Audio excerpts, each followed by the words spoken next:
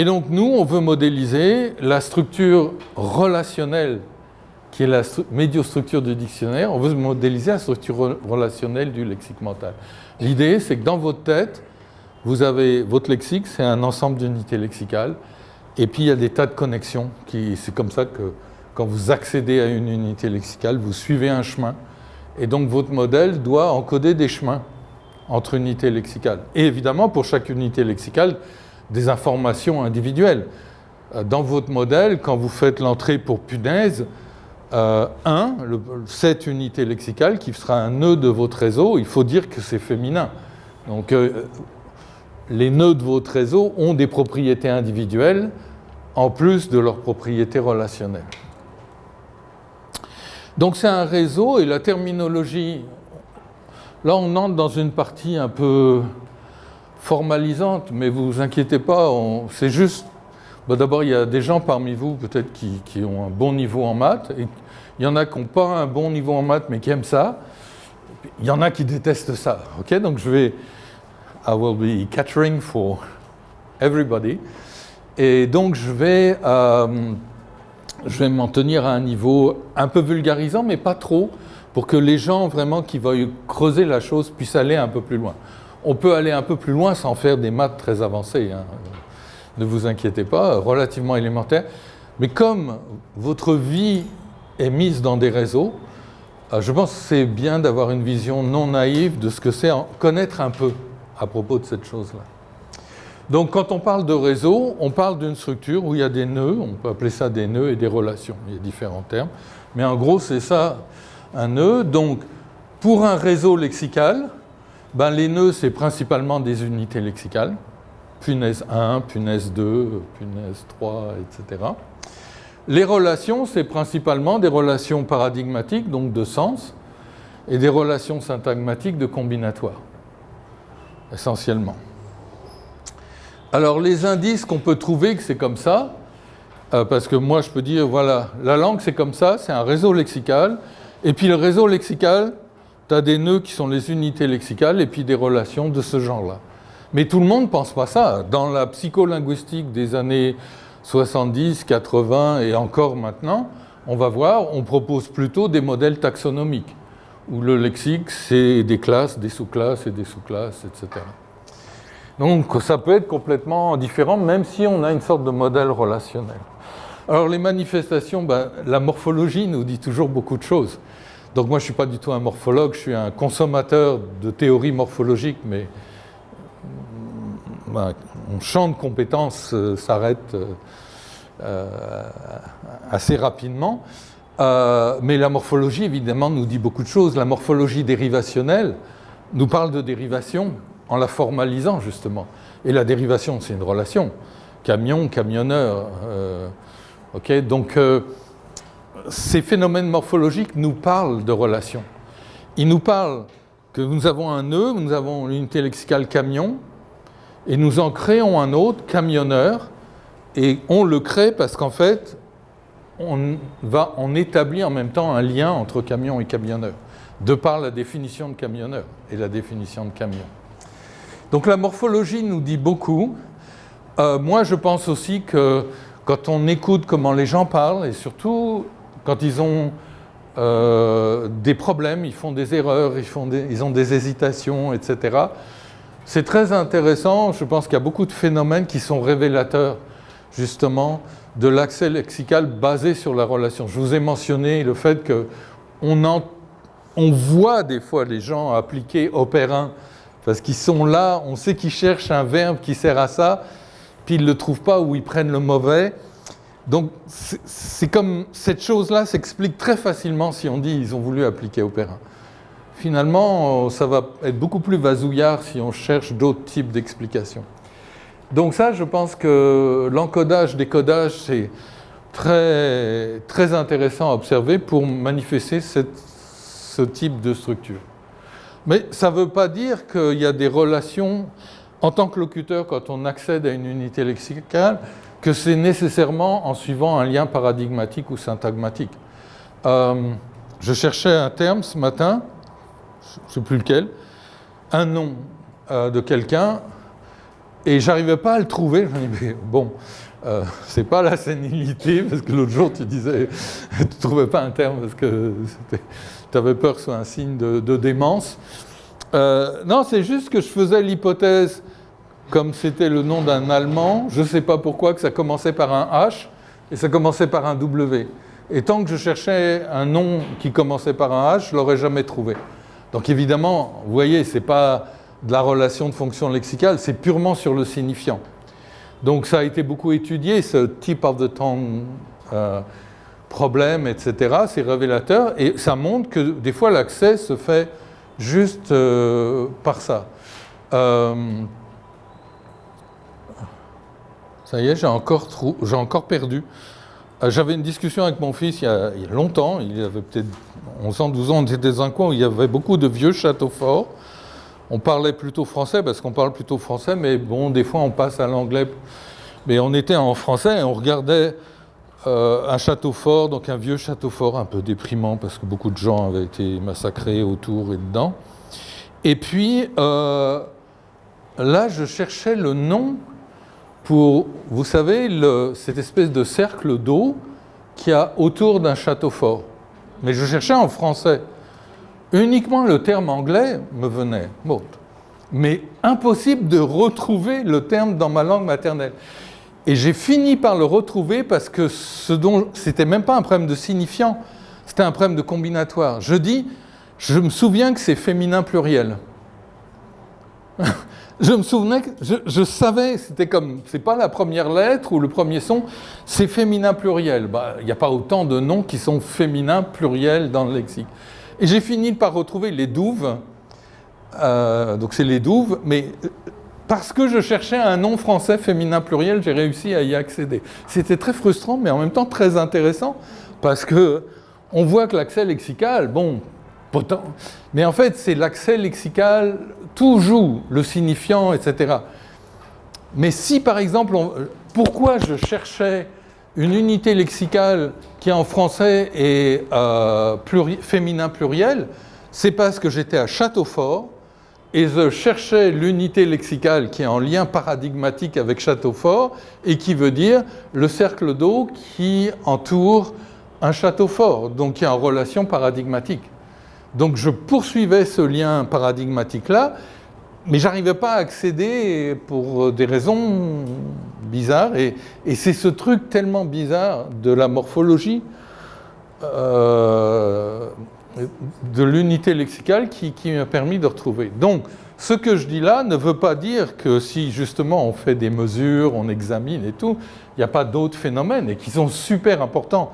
Bien sûr, ils sont super importants quand on parle, etc. Mais ce qui est sûr, c'est quand on parle, on construit ses phrases, on part d'unité lexicale et on accède à d'autres, et il y a des liens récurrents. Okay, c'est tout ce que je veux dire. Et donc, un réseau, c'est une notion, ça existe naturellement. Il y a des réseaux qui existent naturellement. Par exemple, vous avez un réseau d'amis. Et votre réseau d'amis avec le réseau de ses amis, ça fait un gigantesque réseau. Donc peut-être ce jeune homme connaît, je ne sais pas si vous êtes amis, imaginons que vous êtes amis, non, vous n'êtes pas amis, bon, on fait comme si vous êtes amis, et puis vous avez des amis, elle a des amis, certains de ces amis sont les amis de vos amis ou vos amis, et donc on peut dire qu'il y a un réseau naturel qui existe, et c'est un réseau. Donc ce n'est pas une structure formelle, c'est une structure de fait qui fait quelque chose informationnel si on arrive à maîtriser tout ça. Donc c'est un réseau, chaque nœud du réseau c'est un individu, et les relations par exemple c'est d'être amis. Bon, mettons, ou de se connaître, être amis, ennemis, collègues, etc. Donc, la structure formelle de représentation des réseaux, c'est ce qu'on appelle un graphe. Donc, souvent, on utilise réseau et graphe comme des synonymes. Mais le graphe, c'est la structure mathématique qui représente un réseau. Bon, on peut utiliser, évidemment, on peut dire ce réseau si on parle d'une structure mathématique, on peut parler de la théorie des réseaux, mais strictement, c'est la théorie des graphes. Donc, la notion de graphe au sens mathématique est très récente. grosso modo, on fait remonter ça au XIXe siècle avec les fameux ponts de Königsberg que Euler, je ne sais pas prononcer l'allemand, avait conceptualisé comme un graphe et arrivé avec cette espèce de théorisation de ce qu'est un graphe. Donc c'est la représentation mathématique d'un réseau. Donc ici voilà un réseau, c'est un réseau de métro, de transport urbain de métro de Montréal. Donc Montréal c'est une île et puis on voit, donc quand vous voyez ça, vous voyez une représentation du réseau. Je ne dirais pas que c'est un graphe parce que c'est juste une représentation graphique pour vous aider à vous faire une idée. Donc vous voyez par exemple que ça c'est ce qu'on appelle plutôt l'axe nord-sud et l'axe est-ouest. Il y a des lignes qui sont très longues. Ici celle-là est un peu bizarre. Et vous savez que si on faisait une image véritable du cheminement du métro, ben, ça ne correspondrait pas à ça. Ce n'est pas vrai qu'il y a une ligne de métro qui va tout droit comme ça, puis qui tourne à 90 degrés comme ça, puis comme ça. Donc c'est déjà une sorte de modélisation. Ce n'est pas juste la photo avec l'infrarouge ou je ne sais pas quoi pour faire apparaître le parcours des lignes. C'est une modélisation du système du métro de Montréal qui vous permet d'appréhender un peu la nature de ce système de métro. Si on mettait ici maintenant le métro de Paris, par exemple, on voit tout de suite le métro de Paris, c'est comme... Bon, d'abord, c'est beaucoup plus dense, puis on voit comme une espèce d'étoile, parce qu'en fait, c'est typique des politiques françaises et tout. Il y a toujours une centralisation et quelque chose qui part de la centralisation. Donc on voit un métro qui est développé comme ça. Si vous comparez avec le métro de Londres, il y a longtemps que je n'ai pas regardé une carte du métro de Londres, mais la première fois que j'y étais allé quand j'étais ado, j'avais regardé le métro et c'était la structure, on voit que c'est quelque chose de différent au niveau de l'organisation du métro parisien. Et on voit ici que c'est un réseau relativement simple.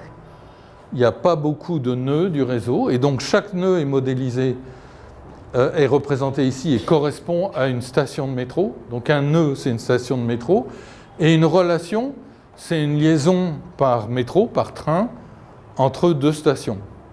C'est toute la sémantique que ça a. Il y a des couleurs qui nous indiquent qu'en fait, ça, c'est des cheminements sans correspondance. Donc c'est ce qu'on appelle une ligne de métro.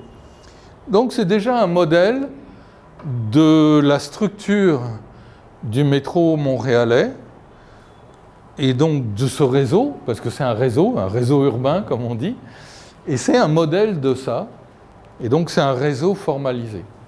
Okay ? Donc vous êtes habitué à voir ce genre de choses, soit pour les plans de transport en commun, mais n'importe quoi. Vous pouvez faire des documents pour les cheminements des étudiants dans un parcours scolaire, où vous allez faire une espèce de graphe qui représente là où ils peuvent aller, puis ils peuvent faire ça, etc. On utilise ça assez régulièrement quand même. OK ? Donc, là, on a déjà un réseau qui est un modèle. Ce n'est pas le réseau naturel, ce n'est pas le système de transport, c'est un modèle du système de transport. Maintenant, pour passer au graphe, il faut mathématiser ça. Et il y a une notion de graphe en mathématiques dans la théorie des graphes. Donc ne vous inquiétez pas, je vous en donne un tout petit peu, mais juste expliquer brièvement. Et j'utilise donc des figures qui sont dans vos polycopiés, donc, qui sont des modélisations mathématiques des réseaux par des graphes et les différents modèles ou façons de représenter en mathématiques. Donc quand on parle d'un graphe, en général, on pense toujours à un truc comme ça. Donc là, on vous dit, j'ai un graphe, il a des nœuds, N1, N2, N3, N4, et les relations, elles sont comme ça. Et ça, c'est mon graphe G. Okay ? Mais ça, c'est la visualisation du graphe. Mathématiquement, c'est le graphe, mais c'est une visualisation. Et ce qui est important de savoir, c'est que si ce N4 ici, je ne l'avais pas mis là, mais je l'avais mis ici, N4, et puis j'avais fait les choses comme ça, c'est le même graphe. Mathématiquement, c'est le même graphe. spatialisation n'a aucune importance. Ce qui définit le graphe, c'est quels sont ses nœuds et quelles sont les relations. Donc ça donne l'impression qu'on comprend la réalité mathématique du graphe, mais non. C'est une visualisation, il y a plusieurs façons de spatialiser. D'ailleurs, c'est très important et vous en utilisez tous les jours sans vous rendre compte, mais il y a des algorithmes de spatialisation des graphes, de telle sorte que quand on vous visualise quelque chose qui est représenté comme graphe, automatiquement ça calcule une bonne spatialisation pour que les choses ne se croisent pas trop, etc., et que ce soit lisible. Donc ça, ici, c'est en fait la visualisation, mais ça définit quand même le graphe comme tel. Je peux le traduire dans cette représentation. Donc ça, c'est la représentation géométrique, et ça, c'est la représentation ensembliste. Et mathématiquement, c'est comme ça qu'on définit un graphe. Un graphe, c'est un ensemble de nœuds et d'arcs. Donc un graphe est un ensemble. Et c'est un ensemble de deux ensembles.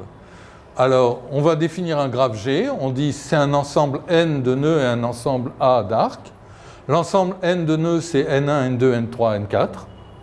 Ok, donc j'ai 1, 2, 3, 4, et j'ai mis des noms pour les identifier. Et les arcs, donc l'ensemble des arcs, c'est un ensemble d'ensembles.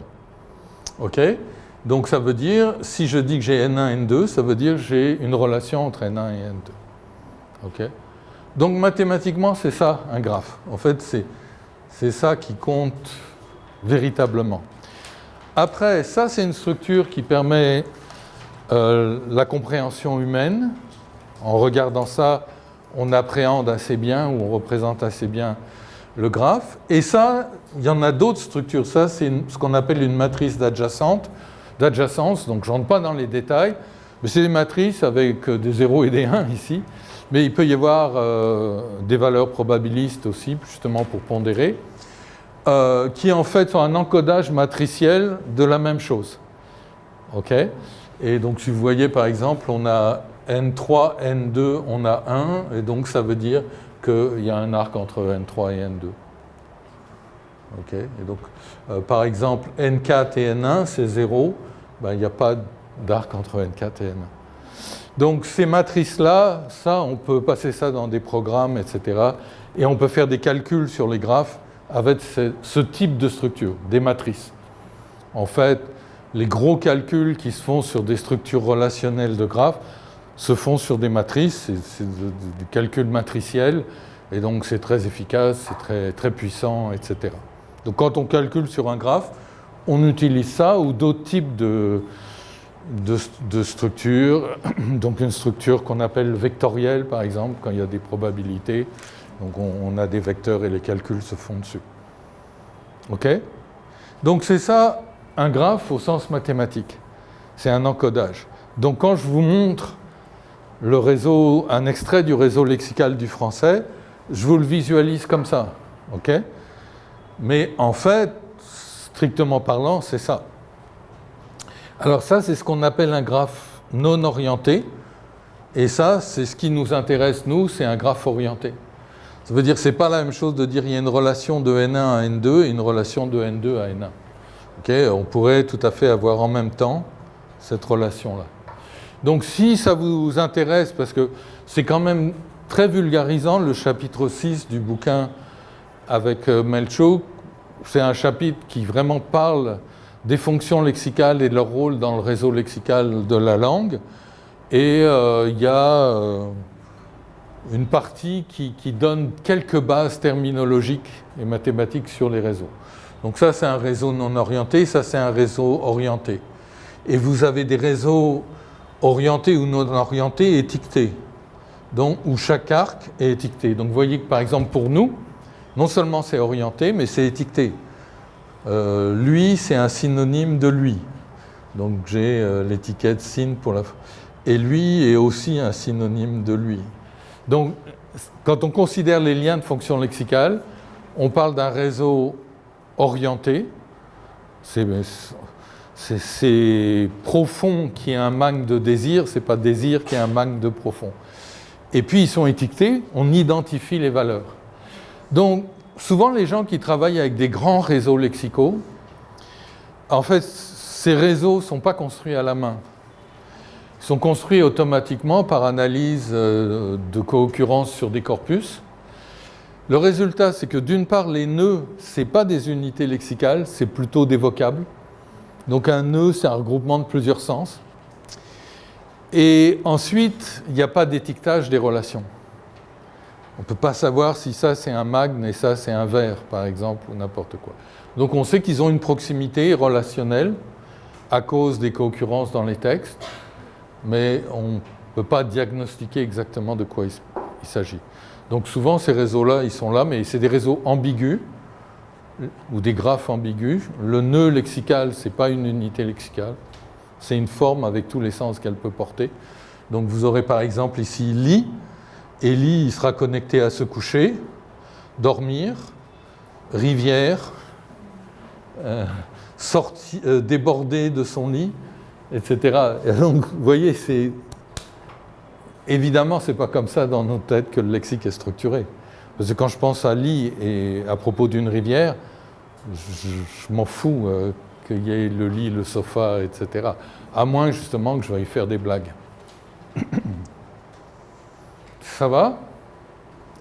Donc vraiment, une fois que vous êtes un peu formé aux fonctions lexicales, un petit peu, vous pouvez descendre dans le chapitre 6 parce que, à mon avis, bon, enfin, j'espère que c'est relativement... Bon, c'est la partie du bouquin où on a tout écrit à quatre mains avec Meltchook. Pour ce chapitre-là, on a changé... quatre mains, c'est vraiment assis côte à côte. Okay, et pour ce chapitre-là, c'est un peu différent. J'ai proposé les choses, et puis on est revenu dessus ensemble, a fait des corrections, etc. Donc c'était plutôt un aller-retour avec... moi et prenant le contrôle de ça. Mais mon but, c'était que ce truc qui n'était pas vraiment dans la façon de procéder de Meltchook au niveau devienne clair pour lui et soit clair pour lui. Et donc, c'est une façon de s'arranger pour que ce soit compréhensible par quelqu'un qui ne connaît pas la théorie des graphes, etc. Alors, je ne suis pas du tout un spécialiste de la théorie des graphes, mais je me suis donné quelques bases et j'ai collaboré avec des gens qui s'y connaissent bien, qui font que je comprends les notions. Je ne peux pas faire les maths qui vont vraiment avec, mais ça va pour les notions. Ça va pour les graphes, on approche de la pause. Alors, j'ai le temps de faire ça avant la pause. On a du thé. Alors, il y a un truc qui est super intéressant, c'est que, moi j'ai découvert la théorie des graphes à une conférence de traitement automatique de la langue dans les années 80 à Hong Kong. Il y avait un conférencier invité qui s'appelait Harari, qui est très connu, qui était très connu, je pense qu'il est décédé maintenant, je ne sais pas, et qui est une des premières personnes c'était un mathématicien, qui a appliqué la théorie des graphes aux sciences humaines, notamment en sociologie, etc. Et moi, je m'intéressais beaucoup aux graphes parce qu'en fait, je m'intéressais à la transition entre les réseaux sémantiques, qui représentent les structures de sens, et les arbres syntaxiques. Donc, et puis là, quand il a fait cette présentation, ça a été vraiment une révélation. Je me suis dit, mais c'est ça les structures mathématiques que je cherche pour la structure du lexique.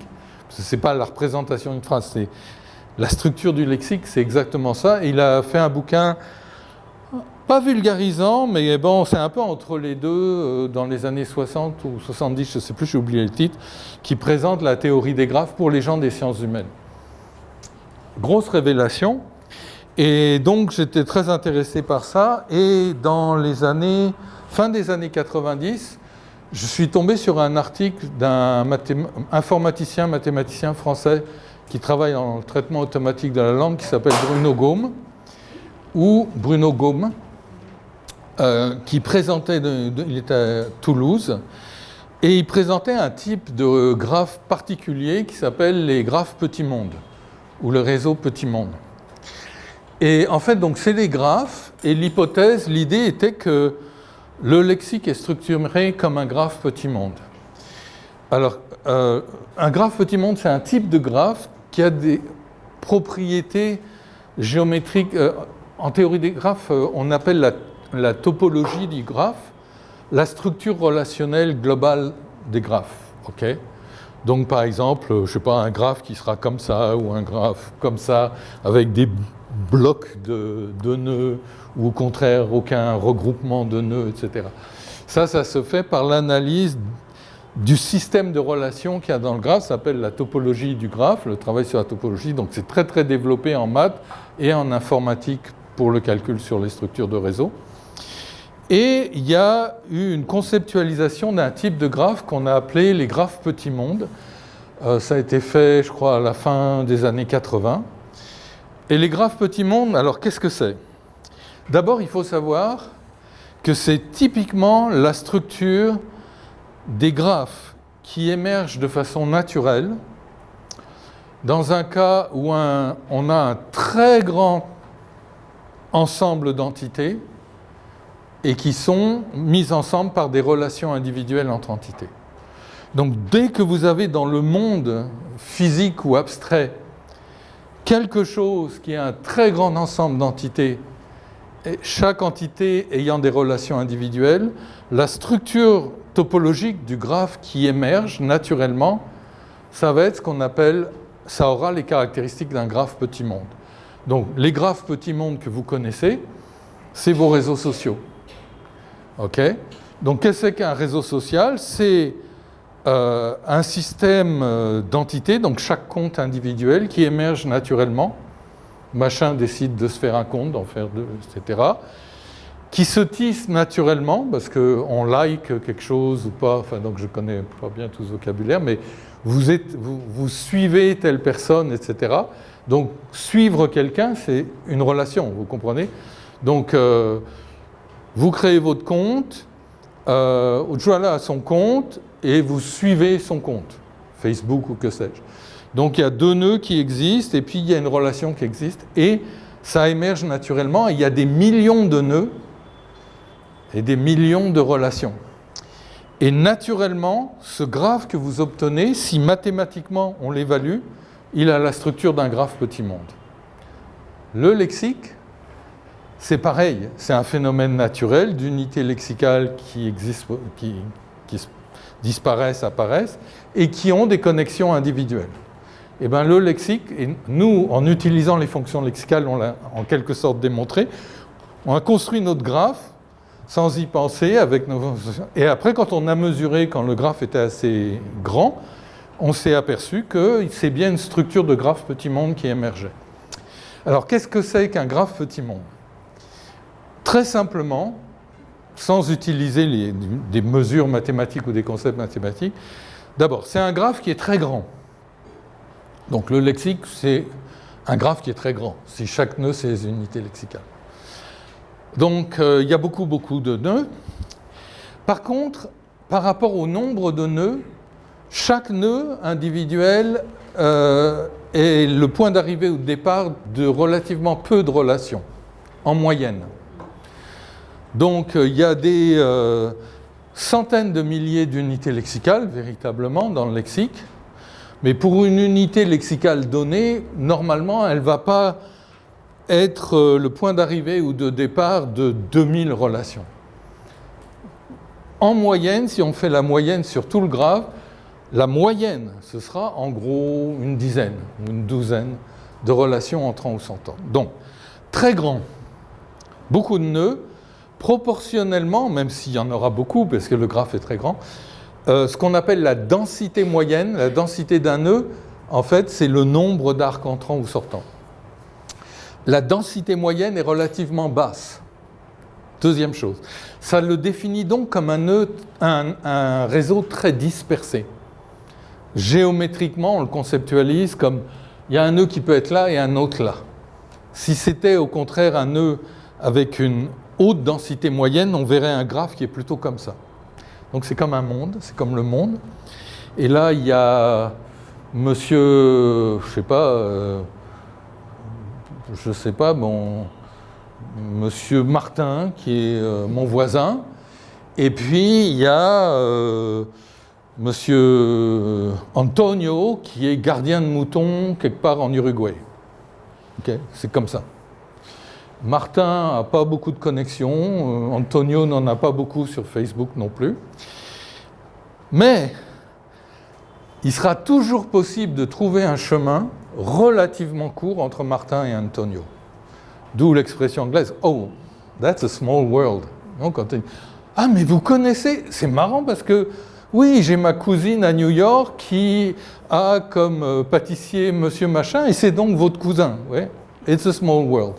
Donc c'est comme ça, il y a Martin, il y a Antonio, mais il y aura un chemin, toujours un chemin relativement court pour les connecter, même s'ils n'ont aucun rapport social entre eux, apparemment, etc. Ces graphes-là sont comme ça. Donc si je prends par exemple l'unité lexicale cassoulet et l'unité lexicale épistémologie, qui sont certainement dans la géométrie du graphe très loin, il y aura un chemin relativement court pour les connecter. C'est une propriété, c'est mathématique et ça se calcule, on calcule la densité, on fait des rapports et on calcule le chemin moyen pour les nœuds et on voit que c'est comme ça. Mais pourquoi c'est possible ? Alors il y a différentes raisons, mais une des raisons notamment, c'est qu'il y a certains nœuds qui, eux, sont hyper connectés, des hubs. Donc si vous prenez par exemple, c'est quoi cette chanteuse blonde américaine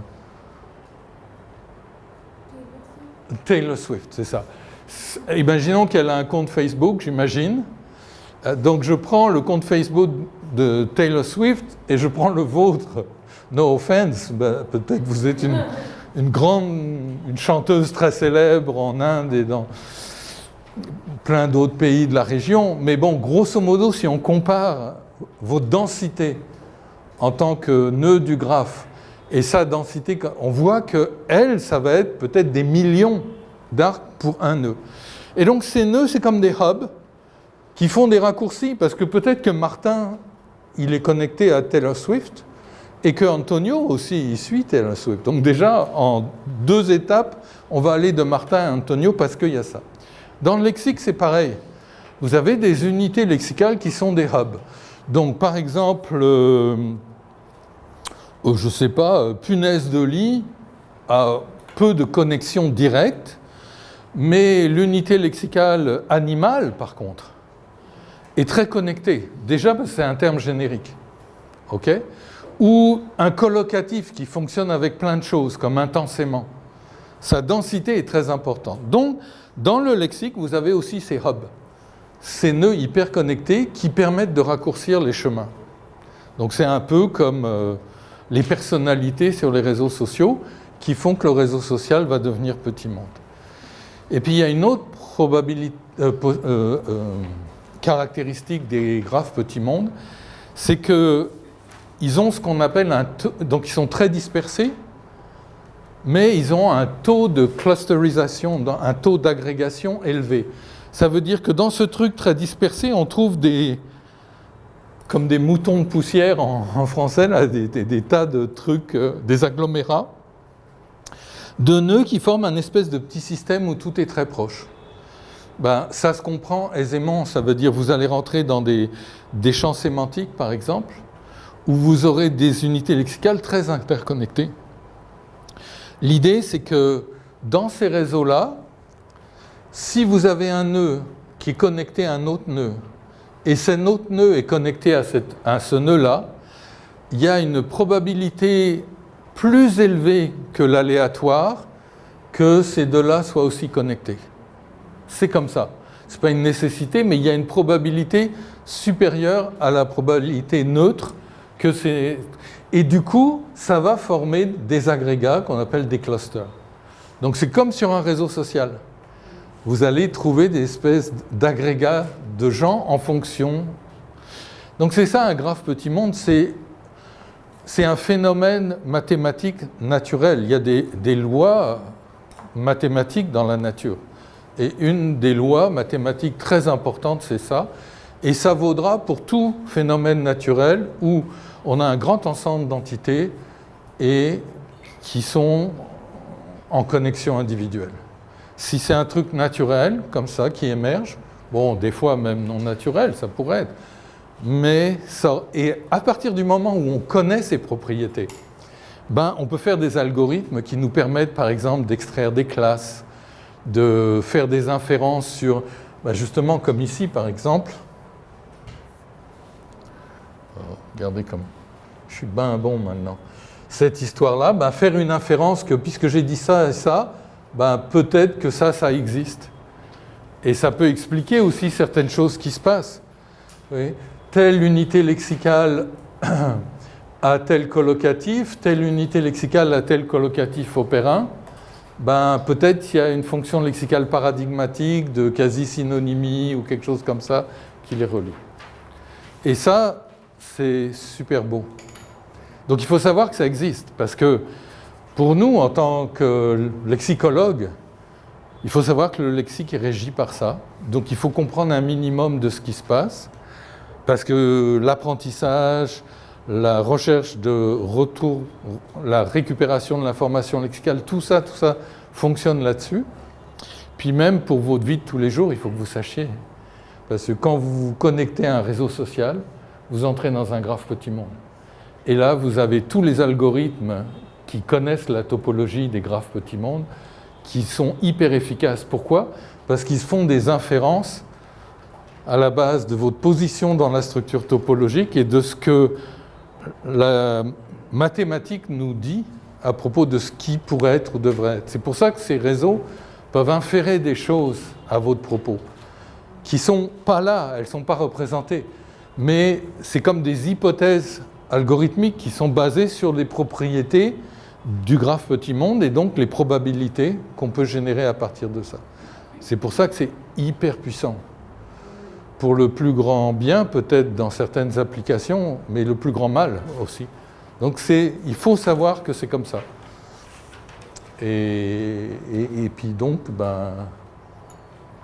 bon, évidemment, ça peut être les réseaux sociaux, vous y entrez volontairement et vous le faites, mais c'est n'importe quoi.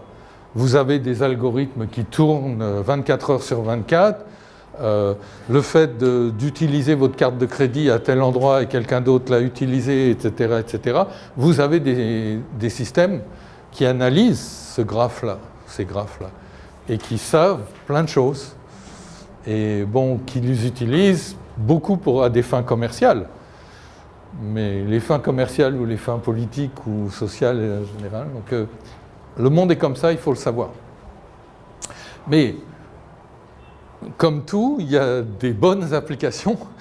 Et au niveau du lexique, on peut faire des choses vraiment extraordinaires en exploitant cette propriété petit monde.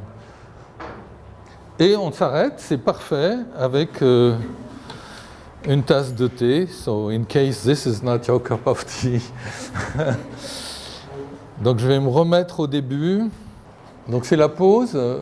Je propose qu'on fait la pause et en reprenant s'il y a des questions, je répondrai aux questions. Parce qu'une pause doit être une pause.